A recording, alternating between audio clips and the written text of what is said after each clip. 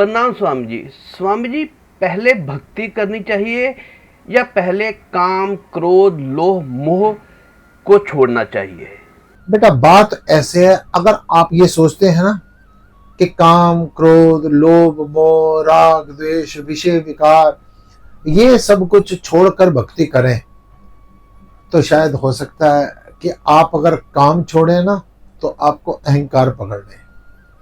आप अगर क्रोध छोड़े ना तो आपको लोभ पकड़ ले, और आप अगर लोभ छोड़े ना तो हो सकता है आपको कोई और विकार पकड़ ले। कभी भी जिंदगी में ये विचार मत करो कि कुछ छोड़कर भक्ति करनी है। उत्तरकांड में एक बात आती है कि जिन लोगों का भगवान श्री राम के चरणों से प्रेम हो गया है ना, यानी जो भक्ति के मार्ग पर निकल जाते हैं ना, उनको काम, क्रोध, लोभ, मोह, अहंकार कुछ भी छोड़ने की जरूरत नहीं पड़ती है।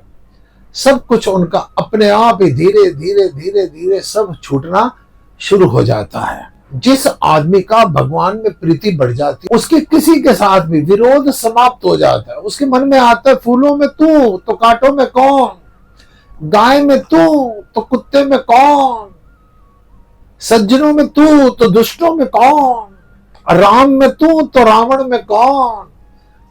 जिस आदमी का धीरे धीरे सिमरण, भजन, आत्म स्वरूप, ब्रह्म ज्ञान बढ़ता चला जाता है ना, उसको कोई विकार छोड़ने की जरूरत नहीं पड़ती। धीरे धीरे सारे राग द्वेष छूट जाते हैं, वो वैराग्य की अवस्था में चला जाता है।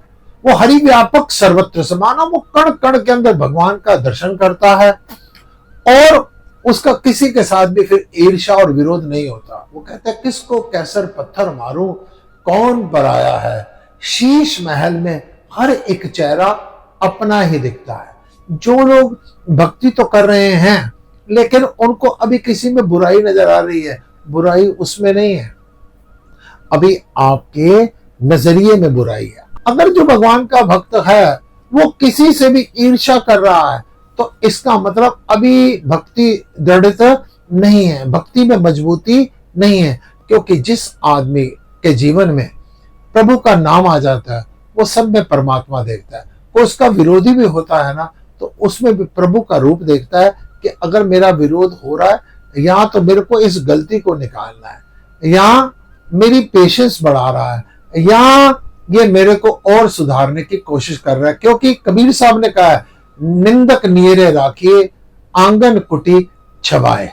उन्होंने कहा है कि निंदक को हमेशा पास रखो। जो भगवान का प्रेमी होगा वो किसी में विरोध भाव नहीं रखेगा, दुष्ट भाव नहीं रखेगा, वो कभी भी कुछ छोड़ने की कोशिश नहीं करेगा। उससे धीरे धीरे धीरे धीरे सब कुछ छूटना शुरू हो जाएगा।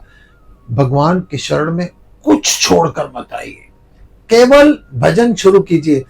जो बुरे कर्म भी हैं वो प्रारब्धवश हैं। शबरी ने अगर भील के घर जन्म लिया था, उसके प्रारब्ध थे, लेकिन जब उसने देखा था कि मेरे विवाह के कारण इतने बकरे कट जाएंगे, वो घर से निकल गई थी, संतों के सानिध्य में पहुंच गई थी, अपने आप सुधार हो गया। केवट का अपने आप सुधार हो गया। कोई वाल्मीकि पहले कुछ बुराइयां छोड़कर नहीं आया, अजामल कुछ भी छोड़कर नहीं आया, केवल परमात्मा की दिशा में बढ़िए, दशा अपने आप बदलनी शुरू हो जाएगी। ओम नमो नारायण।